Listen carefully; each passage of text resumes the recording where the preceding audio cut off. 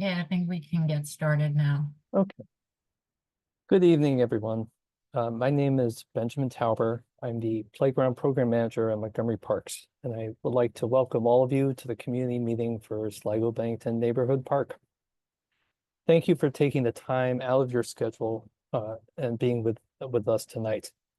The purpose of this meeting is to introduce the project, share our initial findings and thoughts for the playground renovation, and hear your feedback and ideas about the project.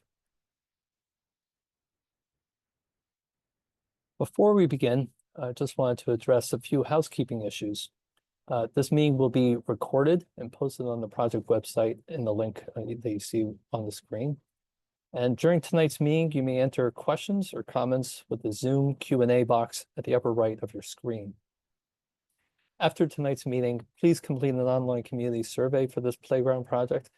A link is located on the screen in this presentation, and we've seen many people have already undertaken that survey already, and we encourage all of you to do so.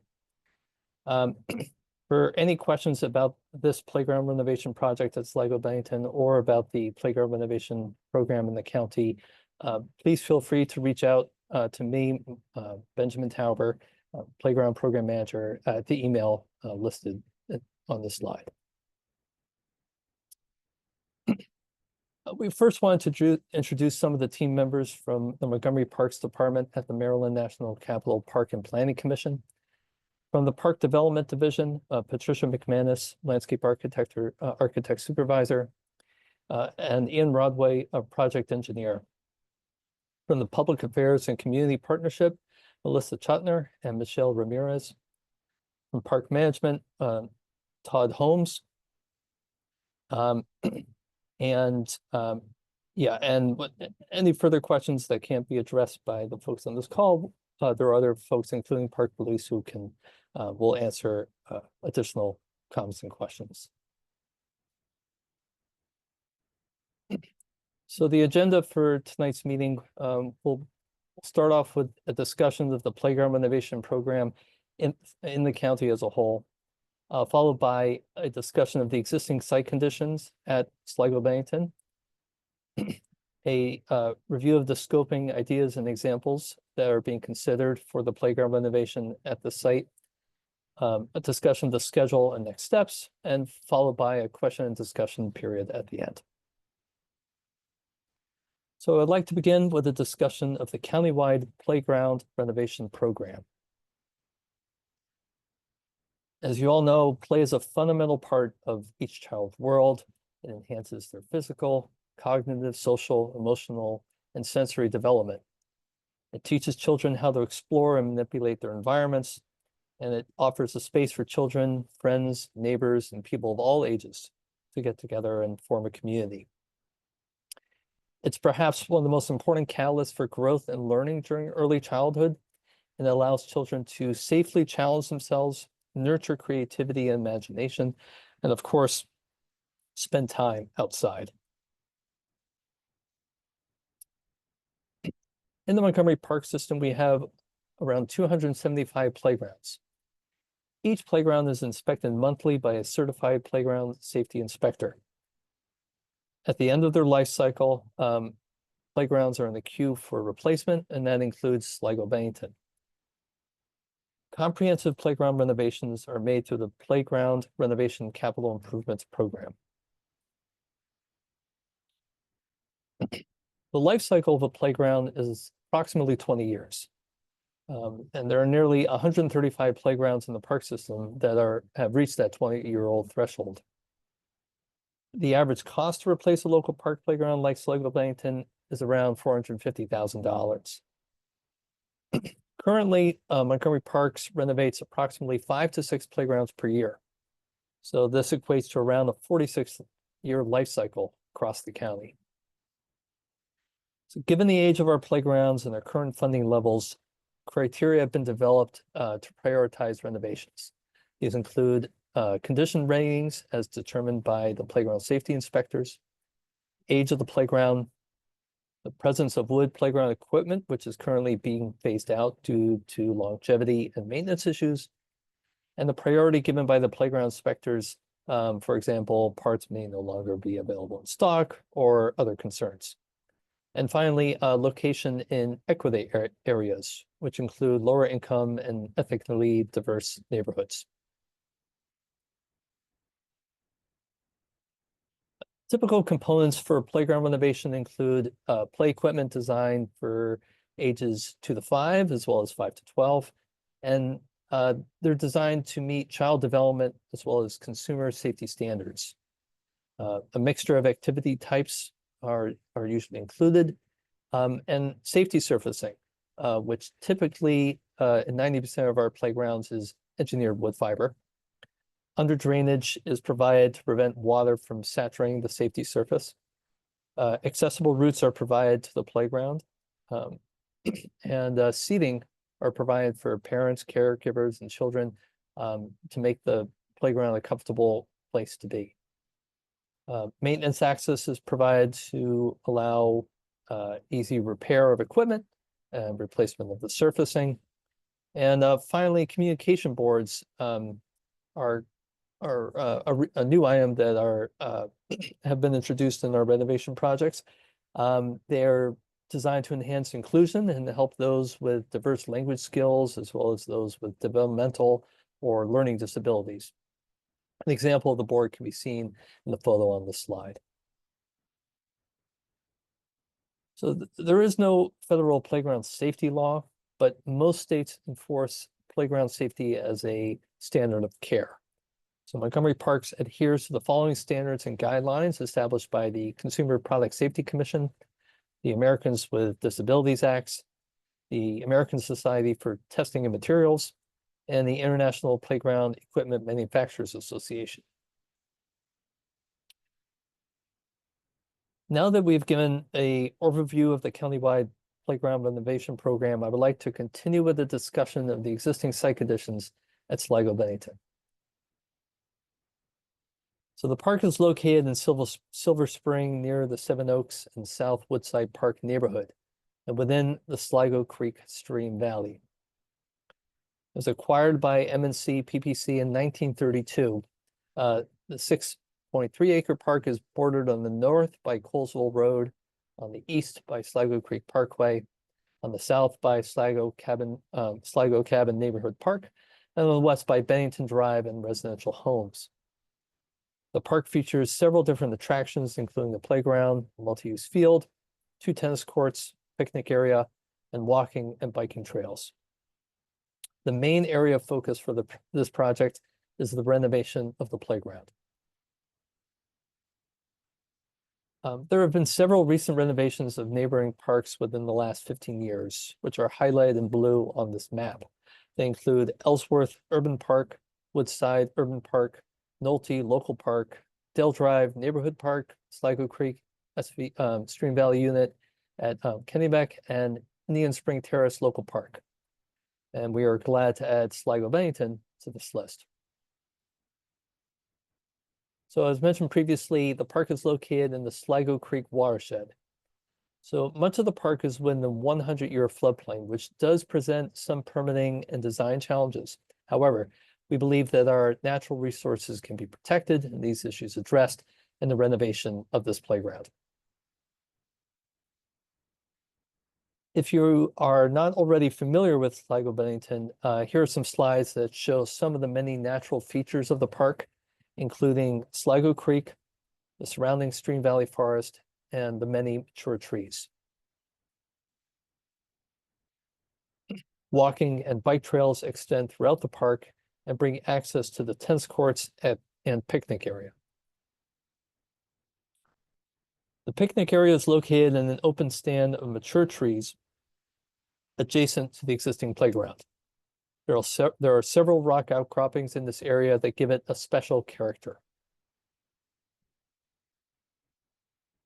Here is a view of the picnic area looking north to Bennington Drive and the adjacent residential homes. A view along Bennington Drive and the woodland trail extending beyond the existing playground. And finally, some views of the existing playground that was last renovated in 1990 and 1997. It's outdated and needs to be replaced, as many in the community have already commented. There are many mature trees located near the playground. So in order to preserve these trees, their large underground root systems need to be protected during the renovation of the playground. Before opening up the meeting to questions and comments, we wanted to present some early ideas that we had about the playground renovation. So first, a discussion of the project goals. We would like to improve the play value of the playground. This is done through providing a greater diversity of equipment, a mixture of play activities for ages 2 to 5 and 5 to 12, and potentially a nature play area. We want to improve accessibility by providing an accessible entry into the playground, a communication board, and more accessible and inclusive equipment components. We want to enhance safety by updating play equipment and play surfacing, and providing separation and protection from the roadway. We want to protect and enhance environmental resources, including protecting existing mature trees, providing new tree planting, and minimizing floodplain conflicts by using a more efficient playground footprint. We would like to provide comfort for those using the playground. That includes seating for parents and caregivers. We would like to enhance the existing site by blending the new playground layout into the existing site and improving access and ease of maintenance for our facilities management.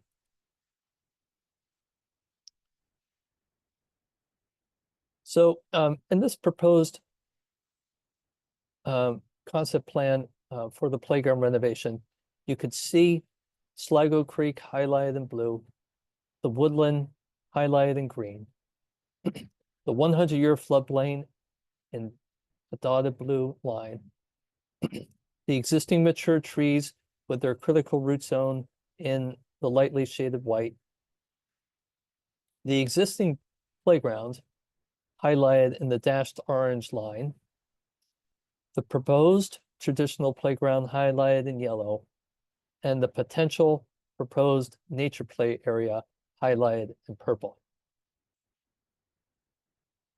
To determine the proposed location for the new playground, we tried to find an adequately sized location that would minimize disturbance to the existing mature trees as a result of construction. The proposed location also reduces floodplain conflicts with a more efficient playground footprint.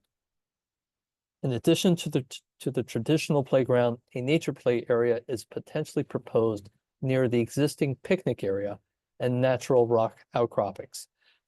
This will provide additional play opportunities beneath the mature canopy trees. While the proposed playground site is small, the proposed playground area is smaller than the existing area, the proposed size is typical of similar multi-age playgrounds in neighborhood and urban parks. The nature play area will provide additional space for play, and the updated play equipment will provide new play opportunities.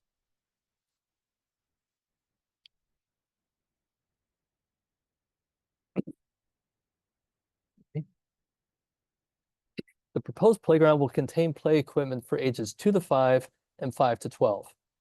Here are some examples of the kind of equipment that is typically used for these age groups. Please keep in mind that these are not specific pieces of equipment that we are proposing, but general examples that are often used. They are meant to generate ideas and discussion for feedback to help inform the design. So for playground equipment for ages 2 to 5, some common type of play equipment include enclosed swings, simple slides, crawl tubes, balancing activities, multi-spring toys, spinning activities, jumping and bouncing equipment, easy climbers, simple bridges, and spaces for imaginary and interactive play. And you can see some of those examples of play equipment in these slides. Again, equipment geared for children at this level of development that allows them graduated challenges as they grow and develop.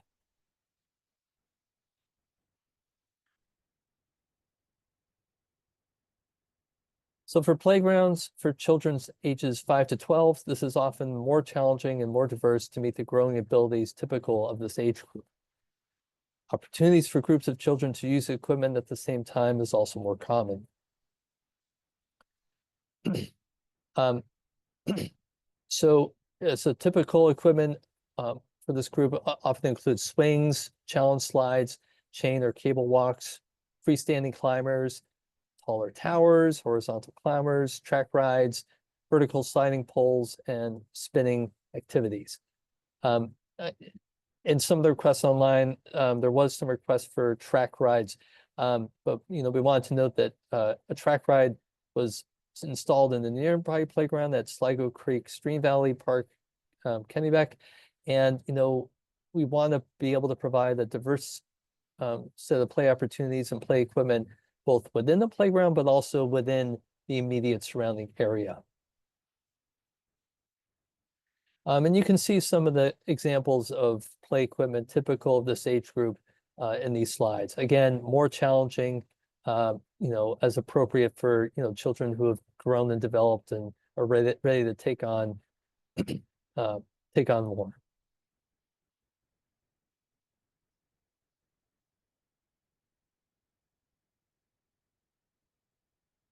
So in addition to the traditional playground, a nature area is proposed, nature play area is proposed as a potential possibility. So nature play is a place where children can play and engage with natural materials, creatures, and habitats. It's different from traditional playgrounds that we are all familiar with, and it provides opportunity for different kinds of play. This is something that is becoming more common in Montgomery parks and many other playgrounds throughout the region and the country. So in this renovation, we are proposing using boulders, logs, and steppers. So that provide certain types of climbing and balancing and jumping opportunities, but again, with natural materials, which gives a whole different character to the kind of environment that the children will have.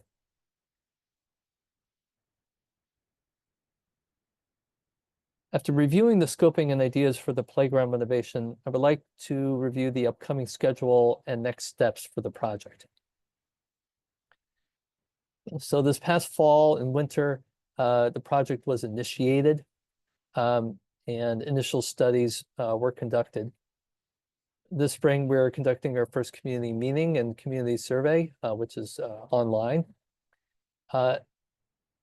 And after receiving feedback from both this meeting and the survey, the design will be developed during the summer and fall of this year, and concepts will be shared with the community.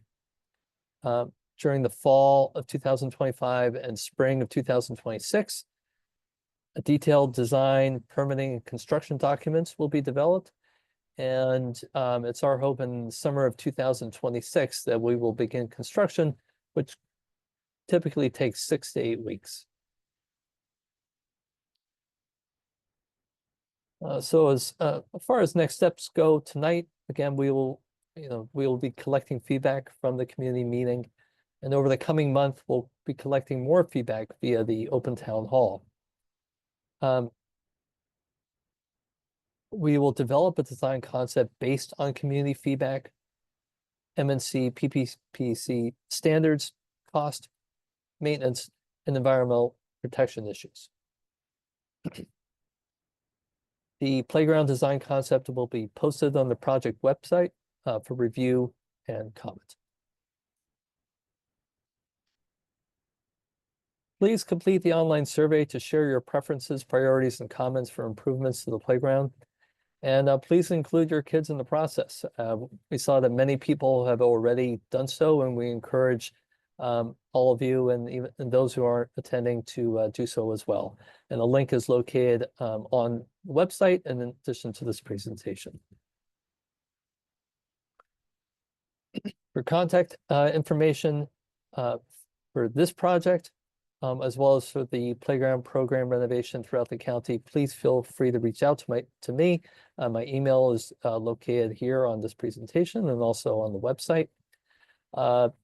A link to the project website is included on this presentation, as well as a link to the open town hall survey.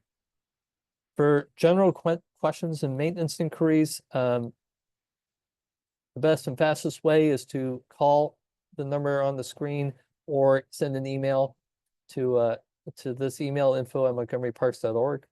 And of course, for any safety concerns and questions, please reach out to Park Police at the number located below.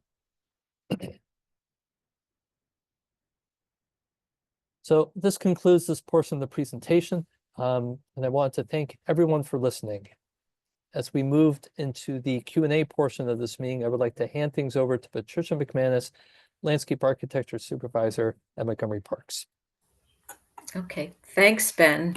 I'm Tricia McManus, and then as Ben mentioned previously, we have several other team members who are here to help go through questions and comments. So please, I see, we have some in the chat. Please continue to put your questions in the Q&A for us to talk about. We do have Ian Rodway, our project engineer, as well as Todd Holmes, who's our regional operations manager, who can address any questions about the park management and maintenance.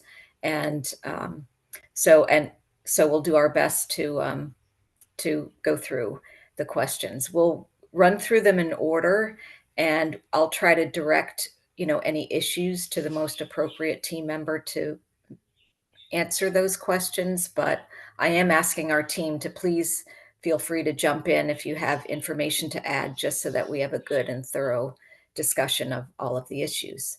So we'll go from top to bottom, and we'll start with Vanessa has put a few questions in.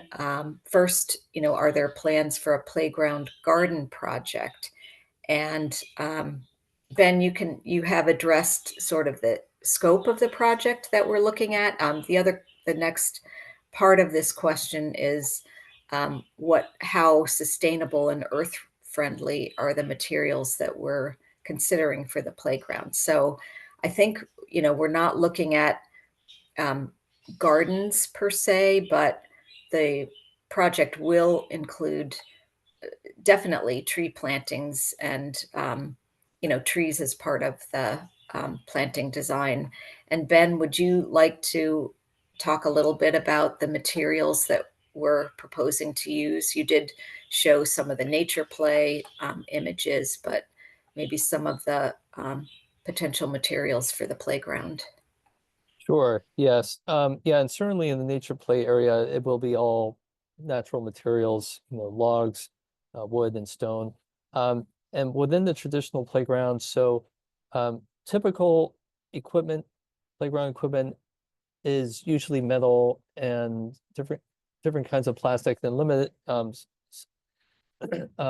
we are trying to limit wood just in terms of its long-term durability. However, the safety surfacing, which is a critical component of the playground that encompasses a large area, will be entirely engineered wood fiber, which is a natural material. It's recyclable. It's easy to maintain, and that certainly will have an important environmental impact. And just one other thing to add is when we're looking at these nature play areas, we actually work with our Pope Farm nursery, the Parks nursery, and we use logs that have been cut down or trees that have fallen within the park system. So we do recycle green waste within parks, and those materials would be, reused from, other park purposes. We do look for, Ben has been sort of identifying the types of tree species that last longer, so that we're trying to select for the logs and the nature play, species that are durable. So moving down, we have a question, or we have a comment that the project goals look great, and that's good. I'm glad we're on target with what people think we should be doing.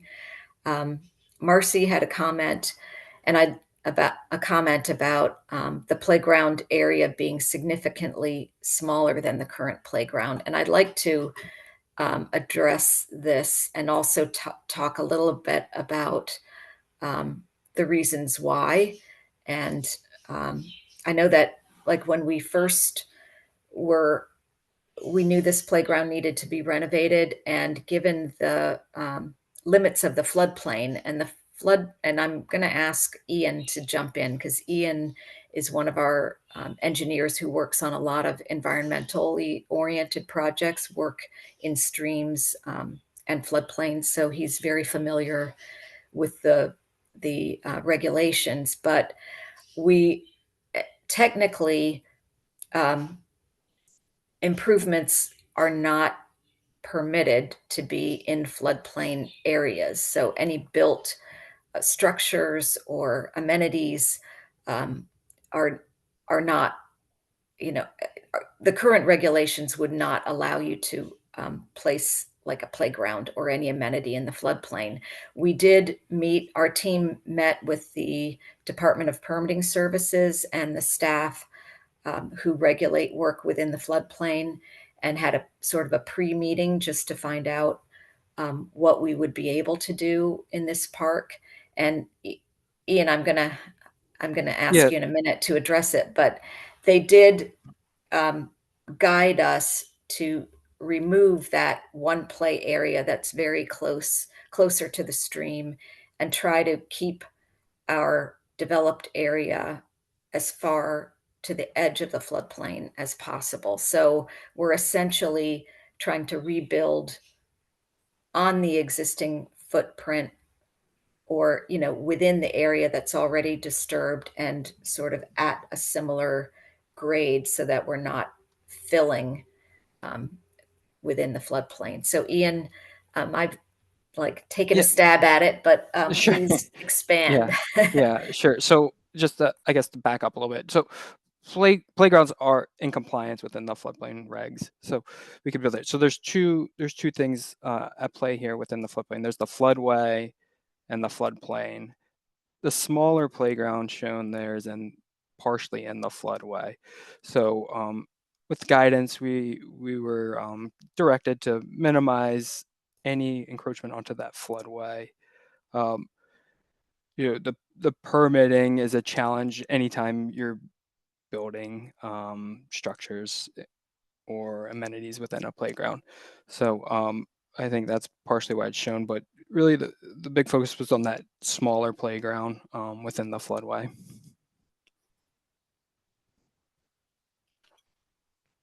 And just to add another layer on top of that, the existing trees, which you could see highlighted in the light gray, also limited the extent of the playground. So the existing playground, there's a wonderful oak tree that's right in the middle of the playground that provides great shade. But if we construct anywhere near that, it's going to be damaged.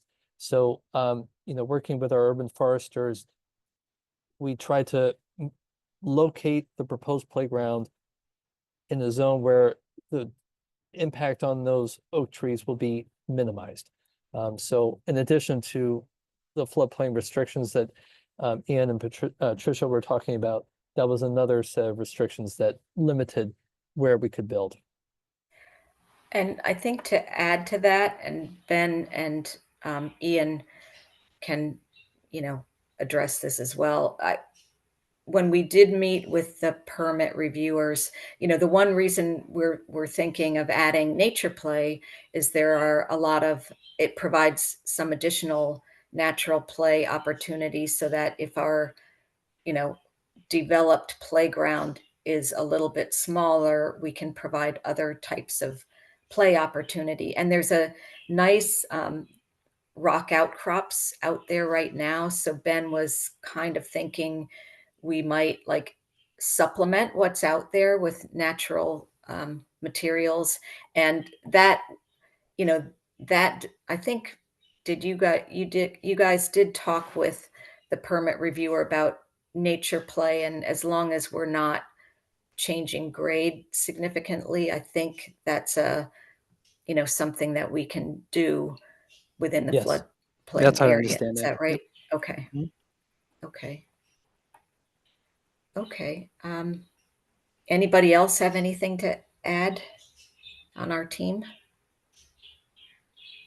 Okay. And the other thing about, Marcy's comment, um, you know, the modern play equipment that we're using right now, um, you can get, the older equipment was kind of took a bigger footprint to get enough play amenities. And, we're thinking, and this is something we'll have to look at, and we might have multiple concepts to bring back to you, but, you know, we can get more play value and amenities by perhaps going vertically, trying to select amenities that don't have as broad of a a surface area. Of course, swings, which everybody loves, take up a lot of space. But when we're looking at the actual play amenities, we might be looking at maybe something that's a little bit taller, where we could go vertical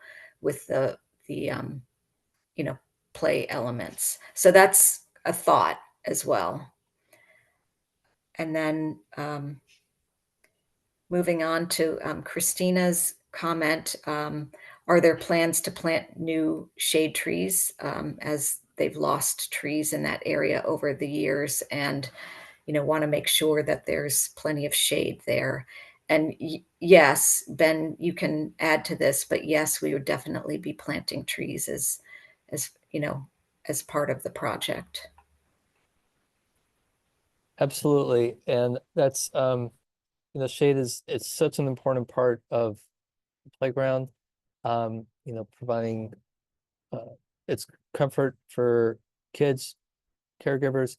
So it's really essential. So I think, so not only we're going to try to make sure that the existing trees are preserved, but providing additional planting to provide shade for the playground. And again, one of the reasons why we located the nature play area in that area is because it's already within a mature stand of trees. But the traditional playground would have to have additional trees planted adjacent to it. So yeah, that's definitely on our radar. And just to add to that, we work, all of our work within parks, we have all of our stakeholders within the park system. So we do work with our urban foresters and our, in terms of tree selection for what trees might do the best. And we get the trees from our Pope Farm nursery. So they're grown by the park system, and they tend to be, very high quality trees that we put in. So just adding to that. The next comments and questions are from Steph. And she had the question about the floodplain conflicts and why an efficient playground footprint is needed. So if we didn't answer that, or get at what you're asking, with that prior conversation, please put another comment in further down, and we can try to address anything we might have missed. Christina has a comment, and Ben, I'll ask you to address this. Would we put both ages 2 to 5 and 5 to 12 equipment in the same playground? That's And how do we do that? yeah, so that's the current proposal, and there's certainly benefits, pros and cons for doing either separating or combined. But the combined playground allows for a more graduated spectrum for children's of all ages to go from one equipment to another, and also encourages children of different ages to play together. And that's certainly beneficial for, if a caregiver is bringing several children who may be of different ages at the same time. So it can be a benefit to the caregiver, and encourages different plays between different ages. And many playgrounds in our park system and throughout the area are do that. So there are a lot of benefits to it. And certainly within, given our site and the restrictions that we have, it seems like a good direction to go in. And the next comment also from Marcy is, maybe you could expand on this a little bit, Ben, but talking about the types of play that's out there now is pretty diverse, with swings and slides and climbing elements. And do we envision all those kinds of activities still occurring there? Certainly, and the basic types of physical activities that children crave, it's they sort of are constants, and but they can be done in newer ways, more exciting ways. And again, I guess while play equipment is really important, it's only part of what makes the playground great. And ways of creating an environment for a playground to encourage all different kinds of play, both very physical play as well as social, imaginative, interactive play between kids. That's just as important. So, while the equipment is, need to pay a lot of attention to, we also want to look at the whole environment and how the children are interacting within the boundaries of the playground. It's a traditional playground itself, but the surrounding trees, grass, picnic areas, rock outcroppings, etc. So trying to look at it holistically, because children, they're going to play wherever the opportunity arises. Okay, thanks. We have a couple more comments here from Christina. And are we planning a picnic area or a picnic area or a picnic shelter, essentially, or will it remain open as it currently is? And it would remain open as it currently is. We're not putting structures, within the floodplain, so it would be just open tables as it is now. And then an additional comment that nature play would be a necessity, and that numerous, outdoor programs use the park for nature play with little kids. So yes, we agree with that. And, our understanding, we know this is a popular park, and the open space is well used for all kinds of activities. So the intent is to maintain that type of use within this area. We have some comment from Angie that the park has had some drainage issues and berms were added about 15 years ago. What steps would we take to address the runoff from the neighborhood into the park? And Ian and maybe Todd, you might be familiar with, the drainage, as well as Ian, or even Ben. Do you know where those berms might have been added, and what I mean, this is the the creek is the low point, so everything does drain to it. But is anyone familiar with these specific berms that were added? Hey, everybody. My name's Todd Holmes. I'm with operations. So I support a lot of the teams that you see regularly in the park carrying out maintenance. We have a water quality and stormwater section that handles all the maintenance of everything from sand filters to bioswales to any real stormwater facility. The ones at this particular site, and specifically the ones that were added 15 years ago, cannot speak to. In general, we are at the bottom of the hill. And so we have a number of things that we can control and things we can't. So we also, and that's a reoccurring theme when we talk about maintenance, because we're very conservative, trying to do our responsibility with, salting and maintenance of the parkways. As for if you could be a little bit more specific, I don't think we have any stormwater in this scope, correct? Maybe Ian could address that. I was hoping sure. you might talk Yeah. about So I'm not aware of the berm, so if you provide some description, maybe that would be helpful. But I'm not familiar with existing berms in that area. Also, I'm not aware of any stormwater that we have existing that we maintain in that area. I mean, we can keep in mind that, like Patricia was saying, we're at the bottom of the slope within a floodplain. So we are going to receive adjacent runoff and water from developed areas. But yeah, if you could put in some additional descriptions, maybe we can take a closer look. And Ian, in terms of, we typically provide stormwater management, for our playgrounds. I mean, in this case, are we still intending to, put some stormwater features to address our development footprint? Yeah, so within the floodplain, we're really limited on what kind of practices we can use because of infiltration. So we're super limited with that. Overall, I think there's a reduction, maybe not a reduction, but a similar footprint with to what's existing. But at this time, I don't think we have any plans for a facility. Okay. And if I may just add, specifically about the playgrounds, as many of you may know, the the edging of the playground is currently raised slightly.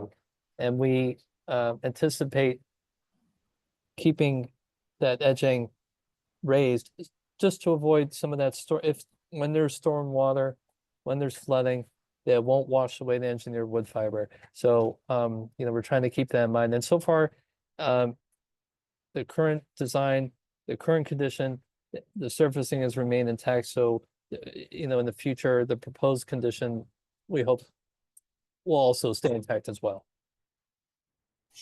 Okay, thanks, everyone. And another question about, will we need to remove any of the trees, and that some of them might not be healthy and might need to be removed?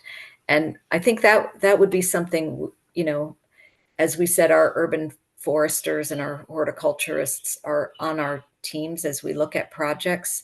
That's something, Ben, I'm not sure whether you've already walked the site with our urban forestry team, but we do, for all of our projects, evaluate, the tree condition. In this case, and especially near playgrounds, we do, and Todd, you might address this as well, but we do pay careful attention where playgrounds are located to make sure we don't have any hazardous trees, that could come down in the playground. But that's something, if you're aware of some potentially, some potential trees that aren't healthy, we could definitely replace them. Anybody want to add to that? Yeah, certainly. Our horticulture, forestry, and environmental education team maintains an inventory and a tree keeper and has regular interval inspections of an awful lot of trees in our parks. And typically when they're assessing them, we do proximity to amenities is key. Playgrounds obviously are in that. And typically they assess the tree for two particular things. One would be a deficit in the tree, and the second is a target. And so we have a number of trees that are dead and standing in the middle of the woods. They have a deficit, they don't necessarily have a target. And so when they go through those, especially in high use, well, actually any use or programmed or amenity area, they go through cyclically, identify those, and if necessary, take them out or prune them up accordingly. And just to add on top of that, one of the benefits, of planting new trees that we will be doing in this project is, as certain trees have to be taken out or in decline, it gives time for the new trees to mature so that there's more continuous coverage and less gaps in the coverage as the park ages. So it's but our hope is that we will not have to take out trees as a result of the new playground renovation. That is one thing we're striving for. And that, any trees that are taken out are just due to their own decline. So that's one of the big goals of the project. Okay, thanks. Anne had a question about the surfacing materials, which she said, could you please describe the surface materials in more detail? And Ben, could you describe what engineered wood fiber is? Because everybody might not know what that product is. Well, it's derived from wood, and it looks a little bit in appearance like mulch, but it's processed in a different way so that it is more fibrous, and it provides cushioning for anyone who falls on it. And it's tested as a rigorous testing standards, just like maybe some of the poured in place rubber that you see, but it's tested just as rigorously and the fall heights, like it determines if you fall from 6, 8, 10 feet, that it provides enough cushioning. And it's used in over 90% of our playgrounds. Our maintenance staff has large stockpiles of it, so it's can be refilled very easily, and it's easy to maintain. But again, it's a naturally derived product, and mostly sourced from relatively nearby, usually in Pennsylvania or other sources, but that's some of our main suppliers. Okay, thanks. Chris had a comment or a question about the tennis courts on that side of the park. Are we planning on doing any work there, perhaps fixing the drinking fountain? And we hadn't planned to do any work there as part of this project and the funding for this project, but I saw that comment in the open town hall about the condition of the tennis courts and questions on when those might be renovated. And I did check in with the staff who handle the court renovation program, and they again also prioritize projects based on condition, but they did say these would be up for resurfacing in about a year or two from now. So they're not too far away on the list, but not immediate, but within the next 2 years or so. I'm not sure about the drinking fountain. Todd, are you aware of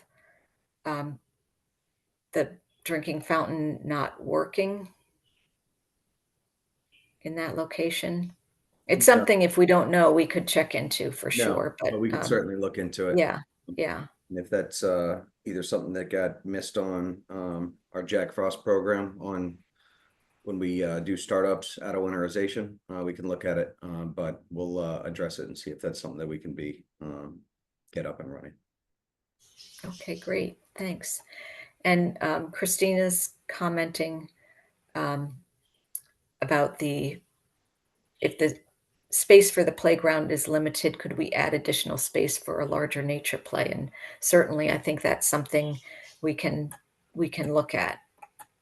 Ben, do you want to add to that? I mean, you've drawn a little circle, but that's not, that's not necessarily the extent of it. Sure, yeah, and there's a little less limitations on that. And for the nature play area, it doesn't require digging into the ground for concrete footers or deep excavation. So there's certainly more room there to expand upon. And I think that I think that we will be able to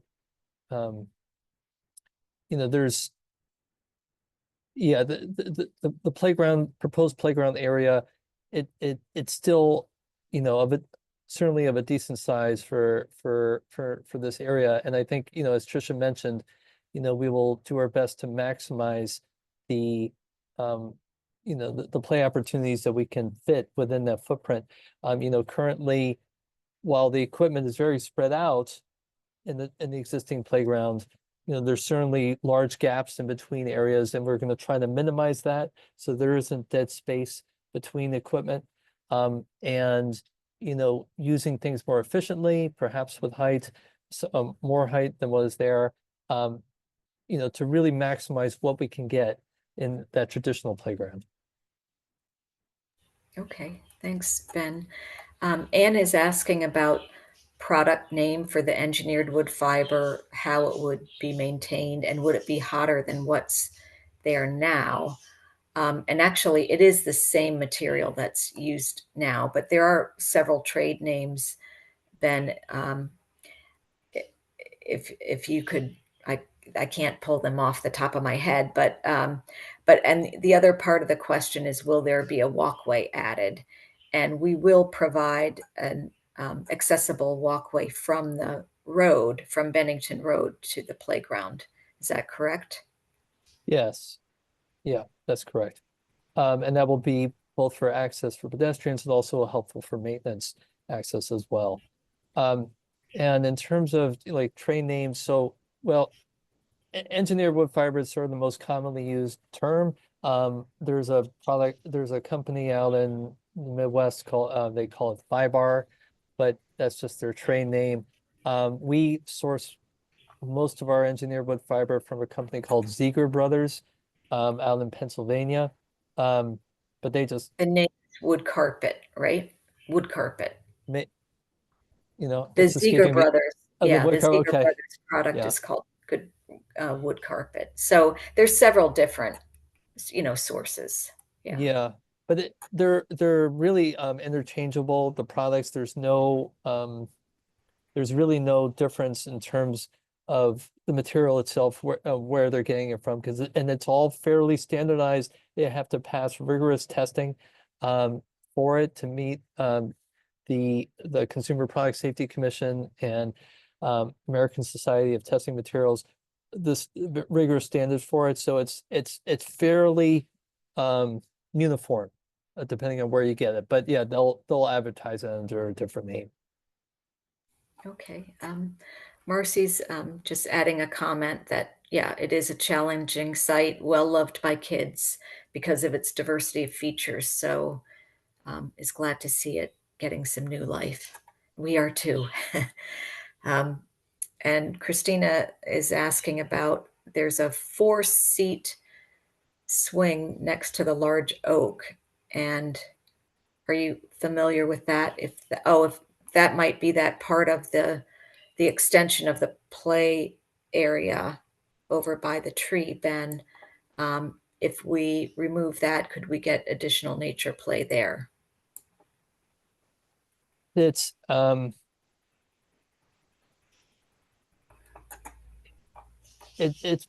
is a possibility to include that in that area. There's benefits in terms of maintenance of keeping the areas separate. And one of the reasons why we were proposing the nature play area in the location where it is shown right now is, we were trying to build off of the existing rock outcroppings that are currently in the picnic area, and to add more rocks, add more logs and climbers to enhance what is already there. So that was one of the thinking why we wanted to provide in that area, and in addition to the shade that is provided by that mature canopy grove. Yeah, Steph has also added a comment that also is related to this topic, saying,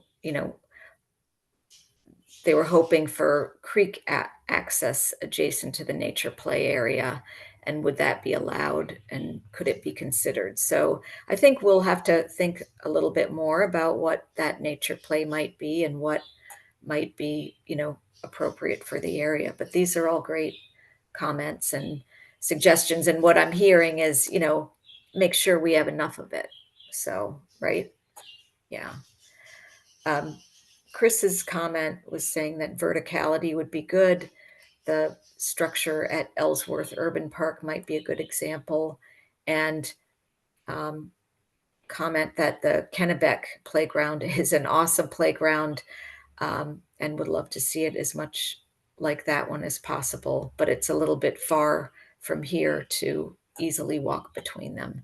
So, yeah, we provide, hope we don't worry about repeating, equipment between the two parks. We always want to provide, the play experiences at every park, but I think when Ben had made the comment, he was making the comment about the track ride, which is a very more unusual piece that we might put in, and we don't always have those everywhere, but the standard equipment, the slides and the climbing, I mean, those are things we we try to the things that people really want, we try to provide, in every playground. um, so Angie's saying that the berms are along Bennington. Do you have a topographic plan? Does anyone, we can look at that. If we don't know exactly where those berms are right now, we could certainly take a look at it and see, try to understand what the issues are. But I know that, well, Bennington is high, like right near the playground, there's Bennington Road is high and the grade drops off.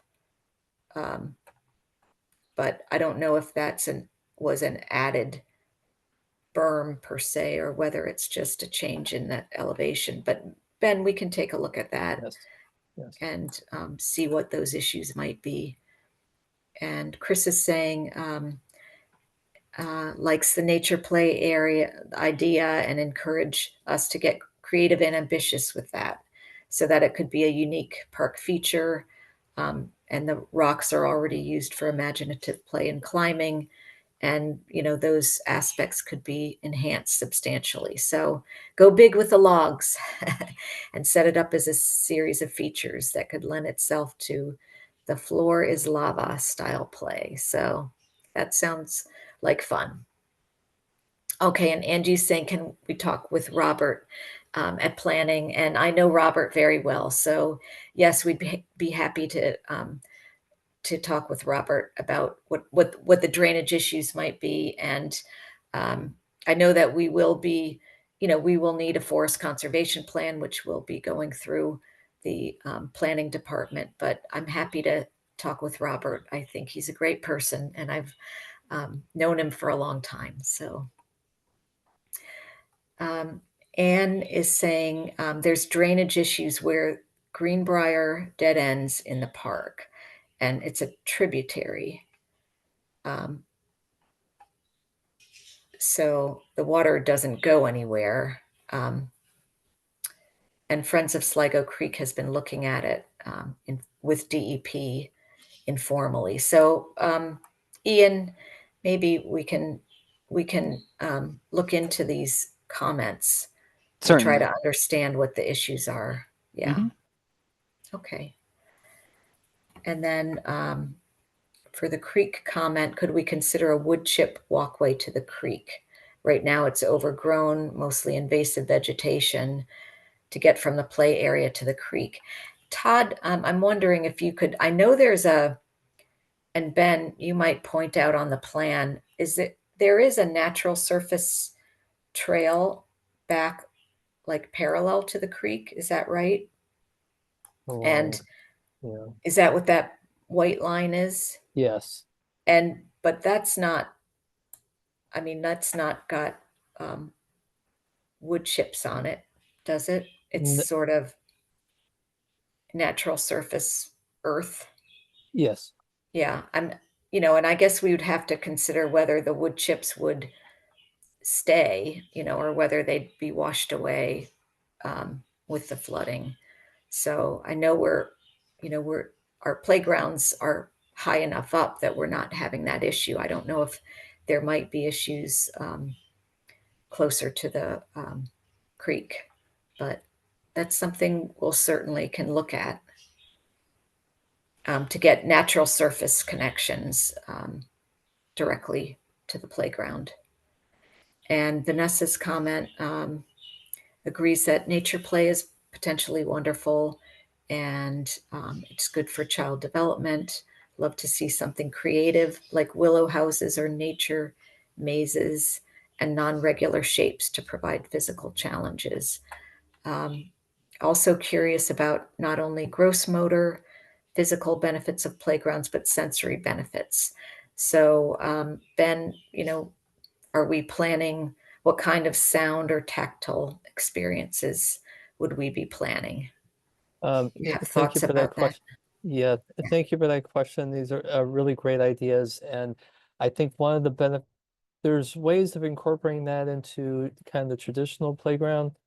And with some of the traditional playground equipment, but the nature play areas are really fantastic for providing that different kind of sensory input and play that is really so important for kids.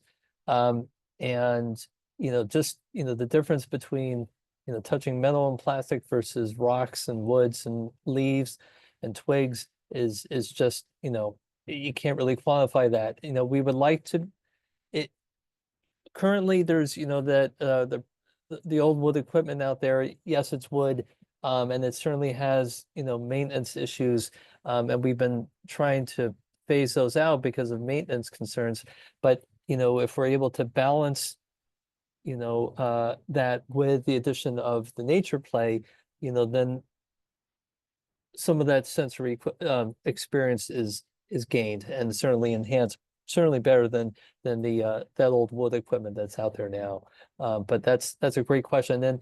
And the importance of tree planting near playgrounds, in addition to providing shades, it also, the dropping of leaves and twigs and bark, all those things, become those are all ingredients for play and imaginative play and sensory play for children. So yes, it's sometimes a maintenance issue that will have to be swept up, but it's also kids are totally taking advantage of that, and how we can use that to create play experiences when they're going between the slides and the swings and need a break for something else.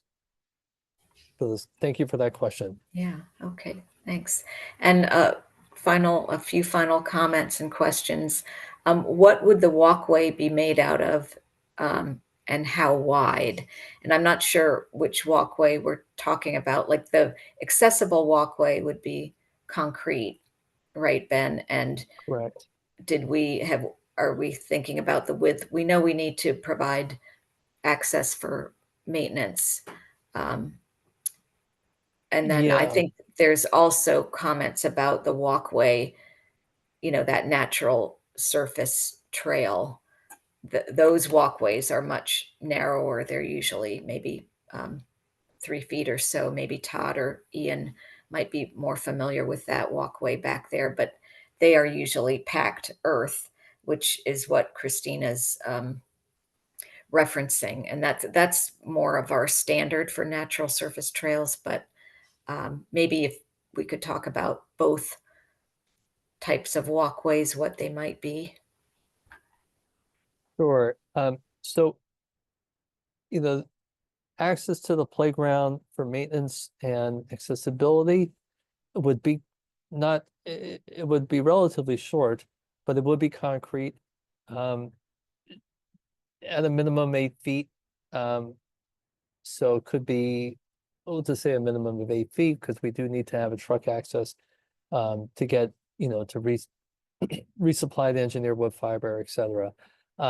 So, and we're trying to limit the amount of paving that we do within the floodplain. Yeah, but it would be as minimal as we need in order to meet those requirements. Okay, anybody have any comments on the natural surface trail? I mean, it is are standard for that type of trail. And it looks as if it's it looks as if it's a designated trail. Yeah, yeah, I mean, that's the typical intent for that. Anne is also saying that the concrete walkway would seem inappropriate. And actually, we're only talking about, just so Anne, so we're clear, we're only talking about providing an accessible entrance to the playground from Bennington Road. So it's really just a little stub to get into the playground, and we would need to provide that to meet the Americans with Disabilities Act to provide paved access to the playground. So it's really only going to be a short stub and probably a ramp into the playground. So, this is not walkways throughout the site, just the, initial access to the playground.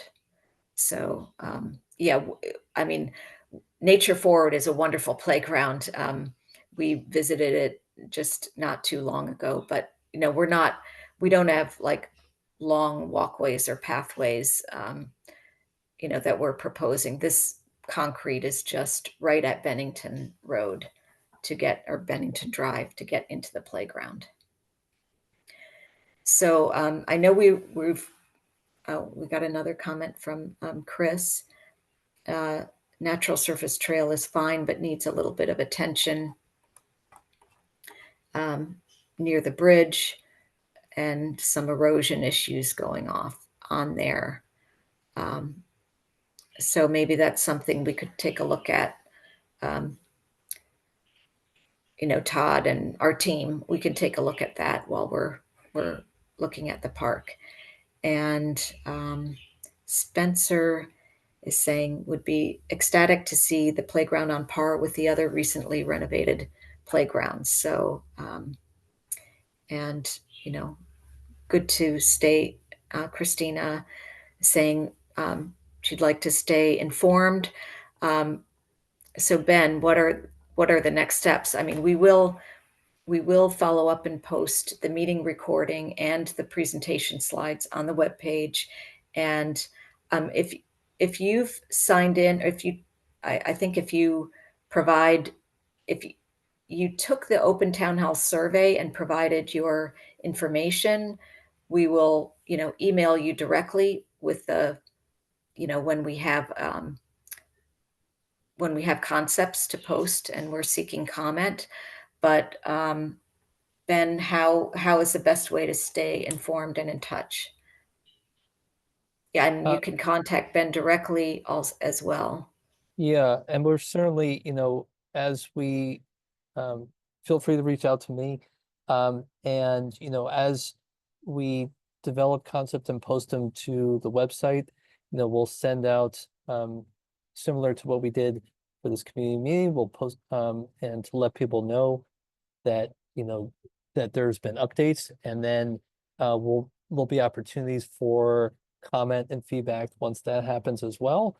And so, during each stage of the process, we'll be sure to, let people know that updates have been made, and that, there will be ample time for comments and feedback.